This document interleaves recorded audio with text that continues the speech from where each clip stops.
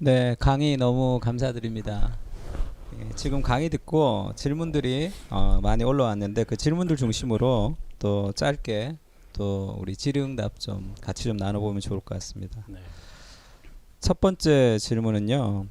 그리스도 중심적으로 본문을 연결하다 보면 청중들 입장에서 네. 그리스도에 대해서 너무 많이 들어서 네. 식상하고 뻔하게 들릴 수가 있는데 이것을 극복할 수 있는 방법이 어떤 게 있는지, 그리고 어떻게 해야 그리스도를 청중들 마음에 신선하게 전할 수 있는지 그런 질문이 나왔습니다.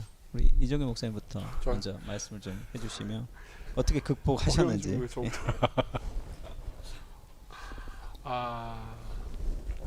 그러니까 이제 뭐 저도 이렇게 딱 이게 정답이다 이렇게 말하기는 어려운 것 같습니다.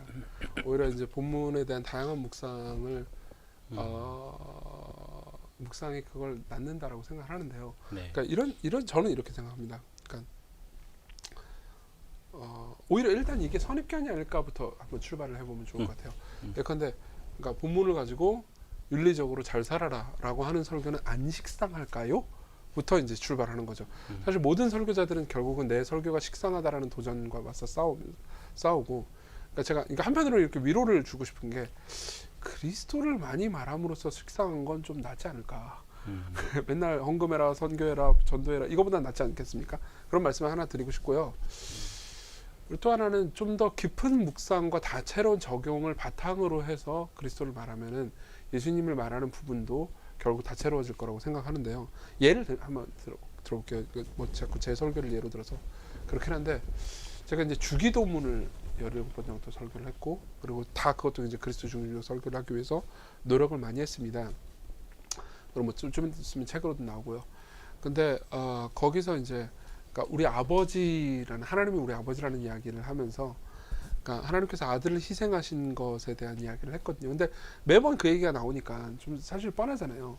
근데 제가 한번 이런 적이 있었어요. 그러니까 박완서 작가 아시죠? 박완서 작가가 그분이 이제 아들을 잃으셨어요. 네. 그래가지고 아들을 잃은 슬픔을 가지고 책을 하나 내셨는데, 한 말씀만 소설하는. 네. 거기 보면 아들을 잃은 슬픔에 대해서 굉장히 문학적으로 절절하고 아름답고 슬프게 표현한 부분들을 몇 부분 인용을 했거든요. 네. 사실 아들을 잃어본 적이 없는 사람도 표현이 너무 절절하기 때문에 와닿죠. 근데 결국은 저는 이런 생각 들거든요. 성경을 읽으면서 예수님에 대한 생각을 당연히 하지만, 예수님에 대한 생각을 늘 하는 사람은 그냥 일반 문학을 읽으면서도 당연히 예수님에 관한 생각을 안 할 수가 없다고 생각합니다. 그리고 이걸 인용하면서 성부 하나님께서는 사실 이보다 훨씬 더 고통스러우셨고 고통스러우실 수밖에 없었고, 결국은 성자 하나님도, 그리고 이것이 우리를 위한 희생이었다는 것을 얘기한 적이 있었거든요. 결국은 이제 똑같은 이야기이긴 하죠. 그렇지만 훨씬 더 신선하게 받아들여졌다고 들었습니다. 예. 뭐 일단 저 스스로가 그렇게 느꼈고요.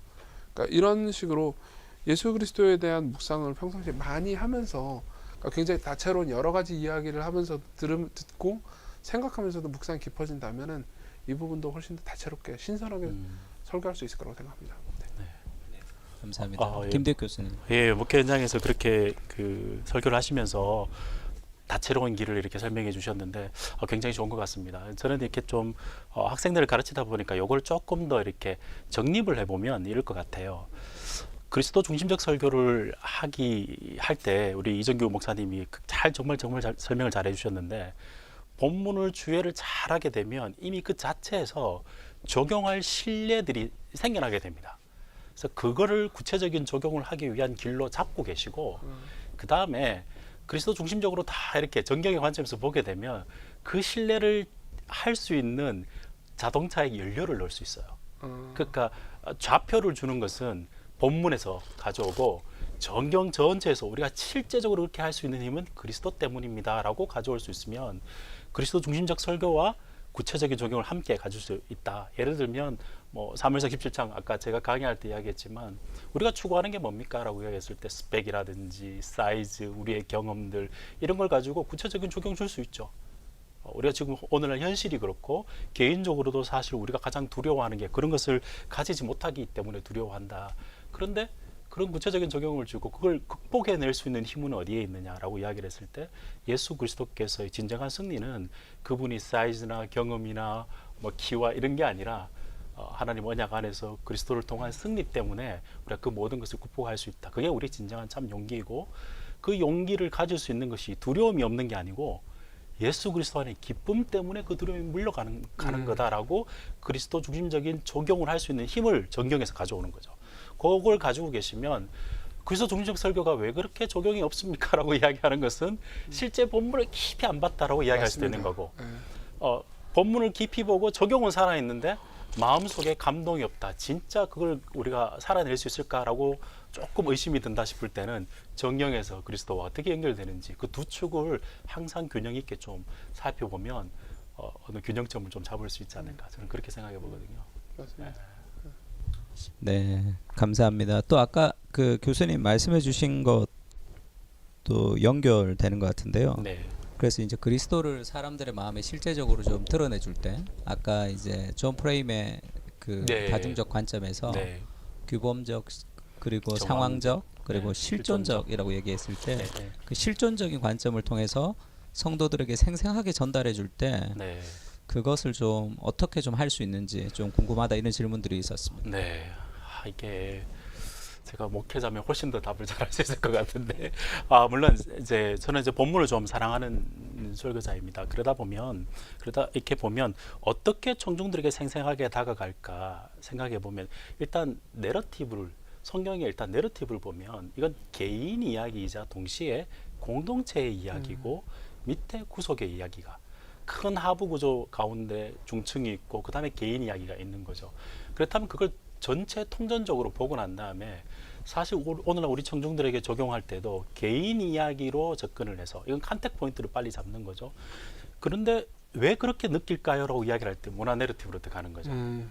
그리고 난 다음에 이 모든 판은 사실은 하나님이 원하시는 구속사 그림 속에 들어있다는 것으로 안정감을 주는 이런 식의 움직임을 가지게 되면 개인 실존, 공동체 안에서의 나의 모습, 그러나 하나님 나라 안에서 나는 이런 존재인데 라는 것들로 조금 구체적으로 나올 수 있는 아까 시편 예도 들으셨는데 굉장히 좋았습니다. 사실은 시편이 보네포도 그렇지만 이스라엘 백성들의 기도가 시편의 기도이고 그 다음에 신약 성도들의 기도도 시편 기도였고 예수님의 기도가 시편 기도였고 교회의 기도도 개인의 기도도 이런 차원에서 성경에서 일방적으로 하나님께서 오는 방향도 있지만 시편을 읽음으로 인해서 하나님께 올려드리는 걸 요한복음 17장 말씀 보면 아버지의 말씀을 아들이 듣지만 아들의 말씀을 또 아버지가 듣는 거거든요. 그러니까 그런 차원에서 봤을 때 그런 어떤 이제 실존적인 적용한다면 예를 들면 시편 같은 경우에는 우리의 마음속에 일어나는 기도의 제목들을 잘 드러내면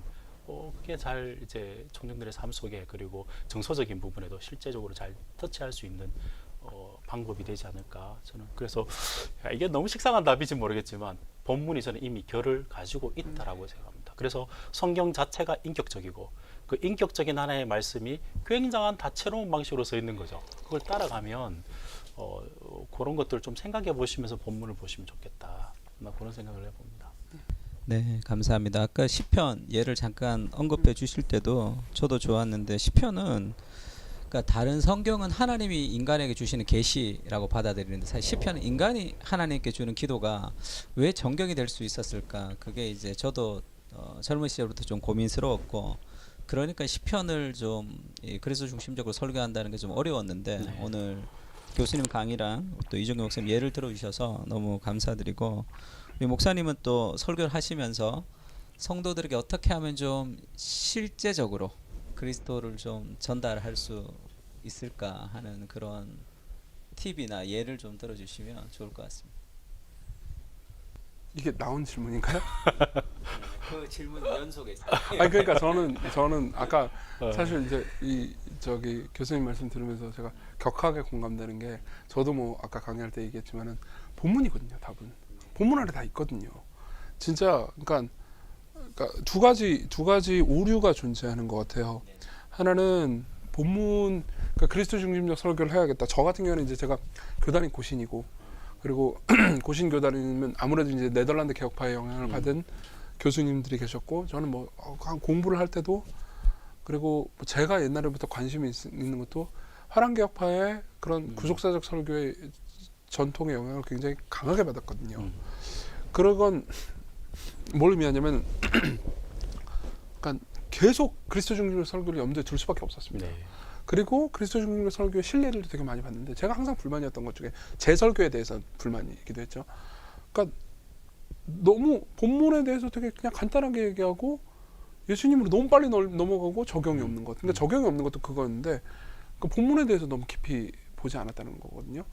그래서 한창 제가 설교를 할 때 그리스도 중심성을 좀 집중하자고 생각을 하고 설교할 때도 있었습니다. 네.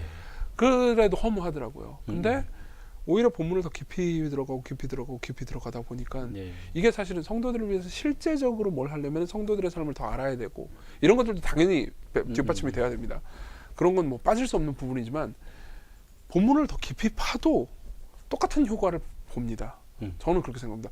본문을 가장 깊이인 레벨까지 파면서 사실 왜 주회를 하는 분들이 막 되게 두꺼운 책에 우리 입장에서 별 쓸모없는 정보들만 모아놓은 것처럼 보이지만 그 정보를 다 파고 들어가면서 본문의 바다에 빠질 때 실제로 성도들의 삶을 제가 되게 좋아하는 편인데 양들의 울음소리를 아는 목자는 본문의 가장 깊은 그 소위 쓸데없는 정보들을 통해서 예수 그리스도를 바라보게 할 수 있을 거라고 생각합니다. 그리고 양들도 그리스도의 목소리를 듣는 거죠. 본문에서 답을 찾을 수 있다는 게 참 정답인 것 같으면서 네. 또 서울대 합격한 사람들이 교과서 공부에 충실했고 네. 선생님 말씀을 잘 들었다라는 네. 그런 자괴감이 동시에 들기도 하는데요. 이건 이건 이제 저는 이제 설교를 가르치다 보니까 이미 이 텍스트를 볼 때부터 성경을 볼 때부터 설교적으로 들어라라는 이야기를 합니다. 그게 무슨 말이냐면 우리가 이제 신학교에서 이미 벌써 많이 들었잖아요. 역사적 접근, 뭐 문학적 접근, 신학적 접근 이거를 그러니까 그 자체의 접근에 포커스로 두지 마시고 생생하게 만들었으면 좋겠습니다. 그러니까 이 내용이 그 배경 속에 들어갔을 때 청중들에게 어떻게 들렸을까, 어떤 반응을 요구했을까, 이걸 그 속에서 내가 들어가서 성경에 초대되어서 그 안에서 들어보고 거기에서 내가 묵상하고 생각했던 걸 적어보고 그건 아마 조금 과학적으로 적게 될 거예요. 적게 되고 그다음에 정경으로 빠져서는 뒤에서 이렇게 복음으로 다시 보잖아요. 그때 진짜 묵상이 되는 거예요. 그래서 과학과 예술 그리고 이 전체가 영적인 작업이 되는 거죠. 그래서 주의하는 것이 영적인 훈련이고 묵상도 복음 안에서 하는 영적인 훈련이 되는 거죠. 그런 측면에서 봤을 때 본문 안에 답이 있다라는 것이 굉장히 모호할 것 같지만 오히려 그게 그리스도의 음성을 생생하게 듣는 주님의 음성을 생생하게 듣는 방법이다. 배운 대로 하자. 네, 그렇게 말씀드리고 싶어요. 감사합니다. 네. 그러니까 오히려 신학- 저는 네. 이런 말씀 디스커션이니까. 들으시는 분들 중에서 혹시 뭐 그냥 아까 서울대 뭐 이런 말씀하셨는데 오히려 좌절하실까봐 이렇게 말씀드리는데 그러니까 제가 오히려 소망을 드리고 싶은 건데 그냥 우리가 신학교 때 배웠던 거 그거 좀 충실히 하면 할 수 있다라는 메시지를 전달하고 싶은 거거든요. 그러니까 무슨 뭐 그리스도 중심적 맛집 하면서 뭐 무슨 대단히 특별한 MSG가 필요한 게 아니라는 걸 그러면은 오히려 아무나 못하게 되잖아요. 근데 다 답이 그 안에 있다. 거기서 좀 더 예수님 중심적으로 묵상하면 된다라는 좀 오히려 소망을 드리고 싶습니다. 네, 네, 감사합니다. 네, 소망이 됩니다. 또 다른 질문이 네, 또 질문이 적용에 대한 질문들이 좀 많은 것 같은데요. 이렇게 청중들이 저마다 사회적, 심리적, 경제적, 관계적, 구조적인 문제를 겪고 있는데 이제 그런 이 구조적인 현실 상황 속에서 그리스도의 인격과 성품을 드러내는 것 그것이 이 그런 사회적, 심리적, 경제적, 관계적인 구조적인 문제에 대해서 그리스도가 답이 될 수 있는가? 그 다양한 삶의 구조적인 문제 속에 그리스도를 드러내는 것이 너무 좀 단편한, 너무 단순한 적용이 될 수 있지 않을까? 이제 그런 취지의 질문 같습니다.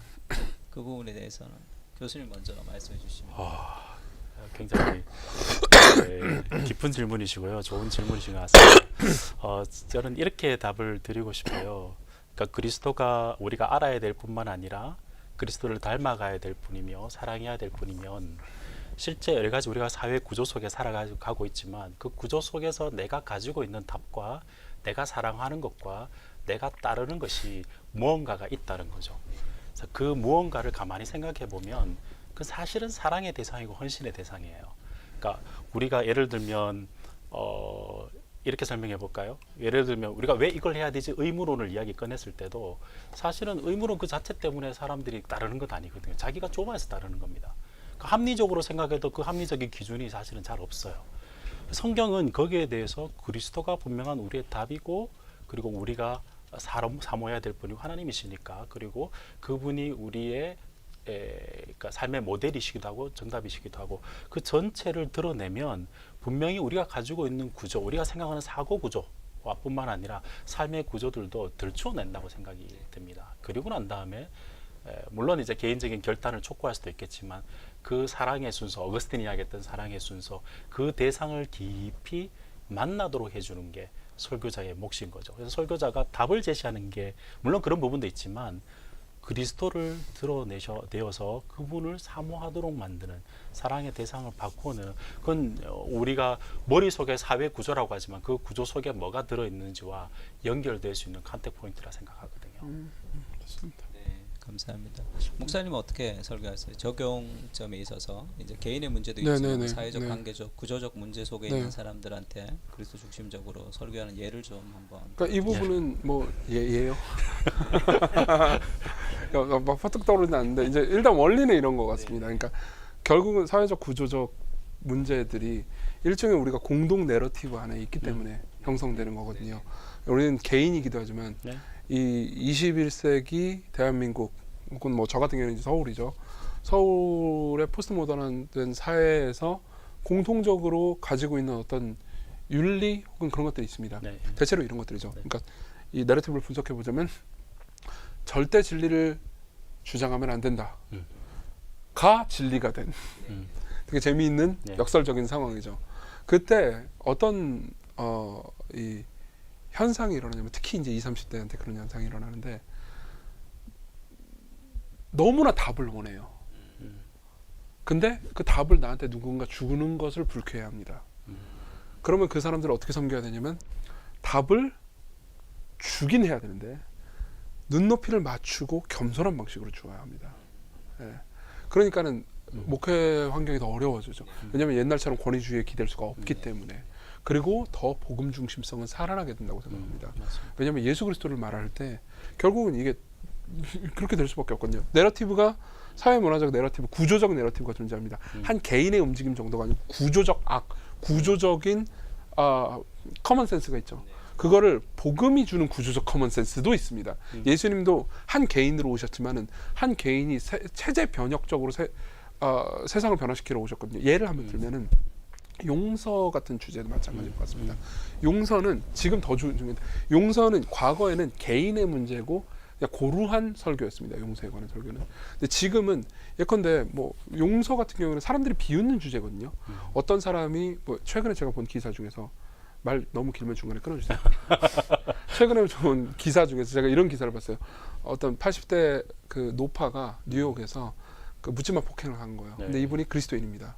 그리고 폭행 당하신 분이 그리고 이제 이 딸도 그리스도인이에요. 그래서 둘이 폭행한 사람을 용서하기로 했다라는 게 기사로 실린 적이 있었습니다. 그리고 제가 댓글을 봤는데 어떤 내용이냐면은 용서하지 마라.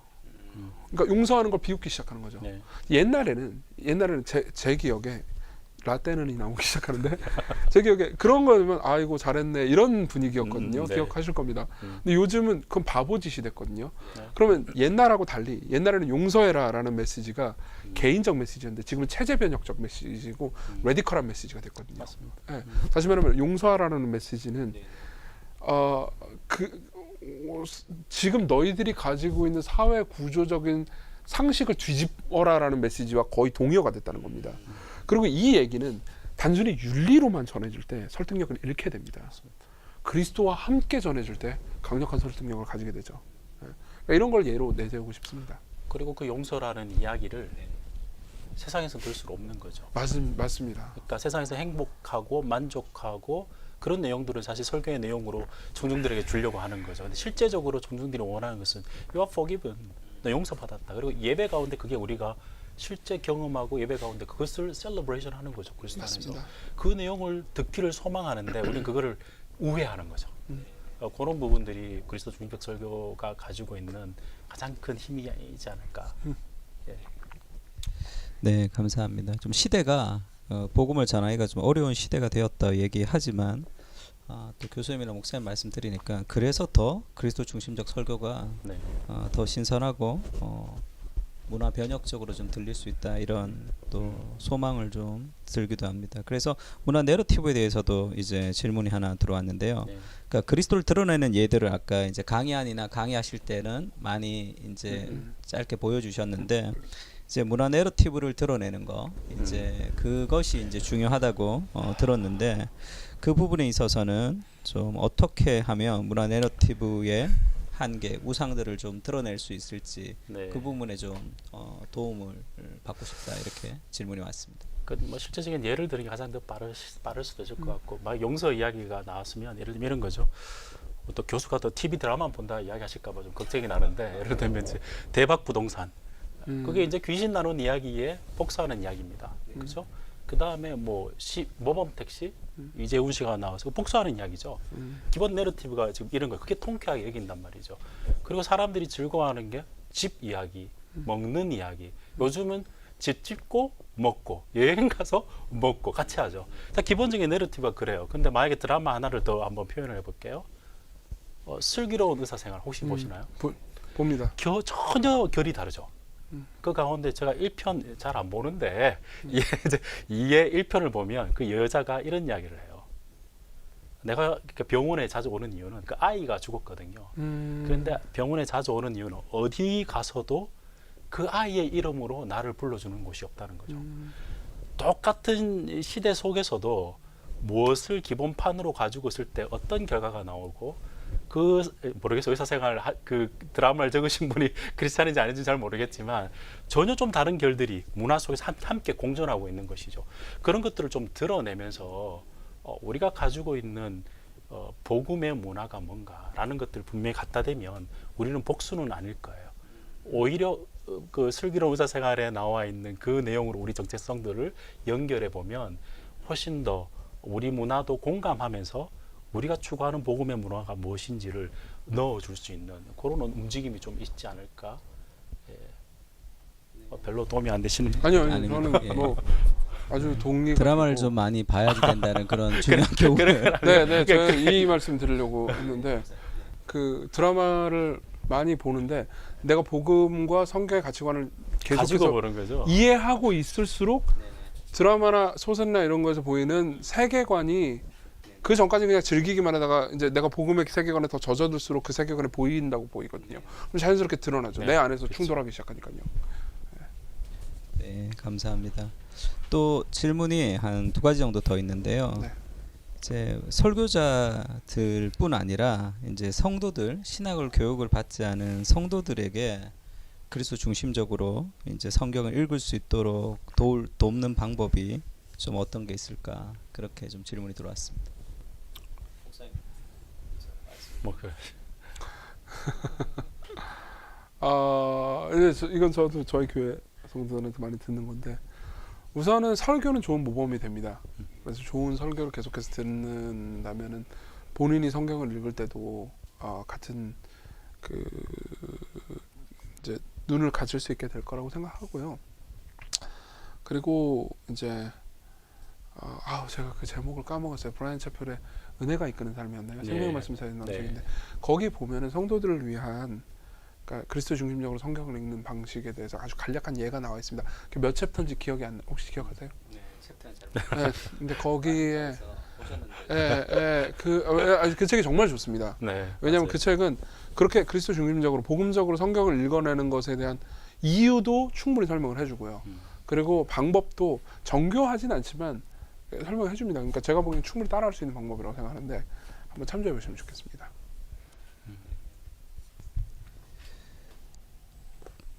그리고 교수님께 네. 질문 드리는데요. 이제 신학생들이 이제 그리스도 중심적 설교를 이제 해야 되겠다 마음을 먹었을 네. 때 이제 어떤 과정을 좀 준비를 하면 좋을지 좀 말씀해 주시면 좋을 것 같습니다. 제가 그 모든 과목 첫 시간에 실천신학의 사고방식이라는 과목을 하나 열어요. 그게 기본적으로 뭘 하냐면 신학생들이 신학 공부를 할 때 각각의 방들이 있죠. 그러니까 예를 들면 언어, 성경신학, 역사신학, 조직신학 내용들이 있는데 이게 어떻게 얼개가 연결되느냐에 대한 생각들을 끊임없이 고민하시면서 하셔야 됩니다. 그렇지 않으면 다 이제 파편화되어서 각자 플레이를 합니다. 그리고 자기의 성향들이 있어요. 그러다 보니까 신학교 공부를 마치고 난 다음에 어떤 분들 뭐 그게 나쁘다는 건 아닌데 모든 설교가 조직 신학화되어서 나오는 설교가 있고요. 어떤 설교는 모든 설교가 성경 신학화되어서 맞아요. 나오죠. 근데 기본적으로 설교에는 그게 다 뭉쳐지거든요. 그래서 그리스도 중심적 설교를 하기 위해서 주의 과정 잘 끝나지만 그래서 신학화 과정이라는 과정을 거치는데 거기에는 성경신학, 역사신학, 조직신학적인 내용들이 엮입니다. 그 생각들을 한참 깊이 가져보시면서 내가 지금 배웠던 내용들이 설교에 어떤 방식으로 나오는지 좀 예를 들면 설교문을 다 이제 작성하시고 난 다음에 거꾸로 한번 보는 거죠. 내가 왜 이걸 적었지? 이거 복기를 잘 안 하시는 것 같아요. 그래서 복기를 해보면 내가 한 설교에 이 내용이 나온 이유는 성도들을 재밌게 하기 위해서 그런 거 좀 줄여도 됩니다. 그런데 이제 내가 왜 이런 이야기를 했을까라고 했을 때 나는 성경신학적 부분에서 이게 나한테는 와닿았구나. 그게 분명하게 복기가 되면 청중들의 반응보다는 훨씬 자신 있게 강단에서 설교할 수 있지 않을까. 왜? 신학대로 성경을 따라서 신학과 과정을 자기가 잘 지내왔기 때문에 그런 훈련들을 조금 계속 해보시면 어떨까 생각을 해봅니다. 네, 감사합니다. 우리 이정규 목사님께 질문 드리는데요. 그리스도 중심적으로 설교를 했을 때 이제 두 가지 질문인데 첫 번째는 이것이 새로운 신자들에게 그리스도 중심적 설교가 어렵지 않을지, 두 번째는 그리스도 중심적으로 설교를 했을 때 그렇지 않을 때와 교회 안에 좀 어떤 변화가 좀 일어났는지 실예를 좀 들어달라고 질문이 왔습니다. 이건 우리 교회 교육자분들이 대답해 주는 게 저보다는 나을 것 같기도 한데 네, 뭐 간단하게 말씀드리자면 그러니까 이런 이야기를 들은 적이 있습니다. 그러니까 한두 번 들은 게 아니고 꽤나 많이 들었습니다. 그러니까 안 믿는 친구를 오고 싶어졌다. 오히려 반대라는 거죠. 왜냐하면은 보세요, 모든 설교에서 복음을 결국 듣게 됩니다. 그럼 보세요, 내가 누군가를 전도하고 싶어요. 이 사람은 믿음이 없어요. 근데 이 사람한테 제일 먼저 해주고 싶은 게 뭘까요? 복음을 전하고 싶은 걸 거 아닙니까? 근데 복음을 설교 강단에서 딱 데리고 오면 오늘 예를 들면 그 모든 전도를 하는 친구를 데리고 오는 신자들의 마음에는 마음속 깊숙한 불안이 하나 있습니다. 뭐냐면 오늘 목사님이 헌금 설교를 하면 어떻게 될까? 오늘 목사님이 치는 설교를 하면 어떻게 될까? 오늘 목사님이 동성애 까는 설교를 하면 어떻게 될까? 여기에 대한 공포와 불안이 있거든요. 근데 거기에 대해서 그러니까 우리가 윤리를 말하긴 하지만 결국은 복음이 우리로 하여금 변화를 시켜주고 우리가 이러한 고통 속에서도 우리를 구원해 줄 수 있다는 이야기를 매주 한다면 사실은 매주 전도 집회가 되는 거죠. 그리스도 중심적 설교의 핵심 철학 안에는 신자와 불신자 모두에게 복음이 동등하게 필요하고 그리고 복음으로 말미암아서 불신자가 회심할 뿐만 아니라 신자가 양육된다라는 믿음이 있거든요. 그러니까는 한 번의 설교에 신자와 불신자를 동시에 겨냥할 수 있습니다. 그러니까 약간 저 같은 경우에는 중간중간에 청중들 중에 실제로 그렇기 때문에 믿지 않는 사람들을 향해서 말을 겁니다. 여러분들 중에서 믿지 않는 분들이 계시다면 이런 부분, 예수님을 마음으로 받아들이지 않는 분들이면 이런 부분들을 생각하십시오, 해보십시오. 그러면서 변증을 약간 껴넣거든요. 그러니까 도움이 되고요. 그리고 예를 들어서 설명해달라고 했죠.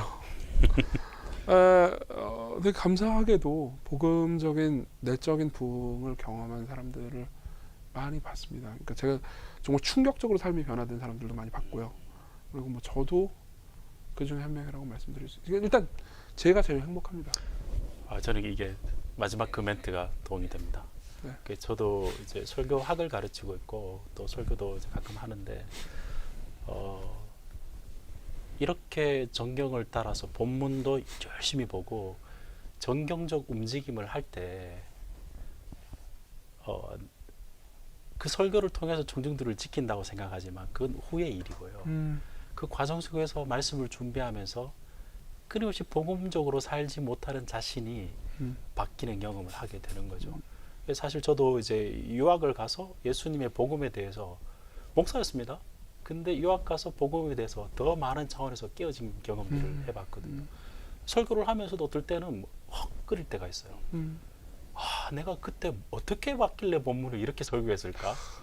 공감합니다. 네, 그런데 지금 다시 봤을 때, 야, 말씀이 나를 살리는구나. 이건 설교자가 그걸 경험하지 한 번이라도 제대로 경험하게 되면 이 길 벗어나기가 힘들어요. 맞아요. 그 이야기를 꼭 해주고 싶습니다. 누구를 살리고 어떻게 변화되고 이걸 이야기하기 전에 설교자가 삽니다.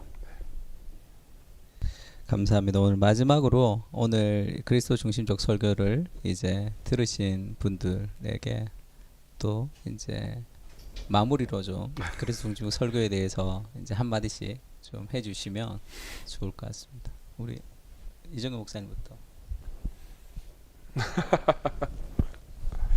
네. 아까 로마서 8장 설명해 달라는 분들이 계셔가지고 간단하게만 설명해 드리겠습니다. 뭐 하고 싶은 얘기는 다 한 것 같고요. 그 로마서 8장에 보면 이런 말씀이 있습니다. 생명이나 사망이나 천사들이나 권세자나 능력이나 높음이나 깊음이나 다른 어떤 피 좀 하필 이때 또 노시그널이네요. 아까도 이때 노시그널 아니었나요? 지금 뭐 되나요? 로마서 8장을 싫어. 너무 강력한 말씀이라서 이게 전파가 네, 오디오로만 들어주십시오. 그 어떤 피조물도 우리를 그리스도 예수 안에 있는 하나님의 사랑에서 끊을 수 없다라는 메시지가 있습니다. 이 메시지는 우리에게 이걸 가르쳐 줍니다. 우리는 보통 우리가 죄를 저지를 때 하나님께서 우리를 더 이상 안 사랑하실 거라고 생각합니다. 내가 이렇게 죄를 저질렀는데 하나님이 이런 나를 사랑하실 리 없어. 혹은 삶에서 고통을 경험할 때 하나님이 나를 안 사랑하신다고 생각합니다. 하나님이 진짜 나를 사랑한다면 이런 고통을 겪게 하실 리 있어? 근데 로마서 8장 31절부터 39절은 그렇지 않다고 말합니다. 그렇지 않고 우리를 영원히 사랑하신다고, 어떤 것도 하나님의 사랑에서 끊을 수 없다고 말하는 거죠. 그리고 그 마지막에 사망이나 생명이나 천사들이나 권세자나 능력이나 높임이나 깊음이나 다른 어떤 피조물이라고 말할 때 그 안에는 부정적인 것, 즉 죄나 사망만 있는 게 아니고 천사들과 생명 같은 것도 있거든요. 그 말의 핵심은 그 나쁜 것들뿐만 아니라 좋은 것들도 우리를 하나님께서 사랑하시는데 끊어낼 수 없다는 거죠. 그 가장 강력한 증거는 하나님에게 있어서 가장 소중한 분을 우리를 사랑하기 위해서 내놓으셨다는 겁니다. 다시 말하면 하나님에게 있어서 가장 좋은 것이라 하더라도 하나님께서 우리를 사랑하는 것을 끊어낼 수 없었고, 오히려 하나님께서 가장 소중하게 여기시는 분을 끊어내심으로써 우리를 지속적으로 사랑하셨다는 메시지라는 거죠. 이런 것들을 통해서 우리가 하나님의 사랑을 다시 확신할 수 있다라고 메시지를 전할 수 있을 것 같다라는 말이 로마서 8장이었습니다. 감사합니다. 우리 교수님도 마지막으로. 네. 저는 설교자를 좋아합니다. 설교도 좋아하지만 설교자를 좋아하는데 그 이유가 하나님께서 하나님의 말씀을 설교자의 연약한 입에 담아주셨다는 칼빈의 말 때문에도 있겠지만 실존적으로 우리가 그런 것 같아요. 누더기 같은 설교를 하지만 우리가 주님 앞에 섰을 때 우리 설교가 얼마나 완벽하면 완벽할까요? 근데 섰을 때 주님 앞에 주님 내가 이렇게 설교했습니다라고 보여질 때 주님께서 그 설교를 기쁘게 받으시는 이유는 그리스도 때문 아닐까요? 아멘. 그래서 그리스도 중직 설교를 하는 거예요. 아멘. 네, 감사합니다. 저도 이 강의 쭉 들으면서 두 분 아까 그런 얘기도 좀 했는데 그리스도 중심적 설교를 해야만 하는 이유 중에 하나가 설교자 인물이 없기 때문이다 이렇게 말씀하셔서 오로지 그리스도만을 못생겼기 때문이라고 말씀하셔도 됩니다. 그분만 의지. 오로지 그리스도만 의지해야 된다라는 걸 크게 하나 배웠고요. 두 번째는 우리 교수님 마지막 강의한 마지막에도 그렇게 나오고 우리 이정규 목사님 강의한 마지막에도 나오는데 설교자 안에 그 불타는 그리스도에 대한 마음이 있을 때 그가 선포하는 설교나 삶이 다 그리스도가 높여진다는 그런 좀 가슴 뜨거운 시간이었습니다. 두 분 강의 너무 감사드리고 또 좋은 기회에 더 많은 또 이 가르침들을 더 많은 사람들에게 좀 나눌 수 있는 기회가 있었으면 하는 그런 바람이 좀 생겼습니다. 너무 감사드립니다. 감사합니다. 감사합니다. 감사합니다. 감사합니다.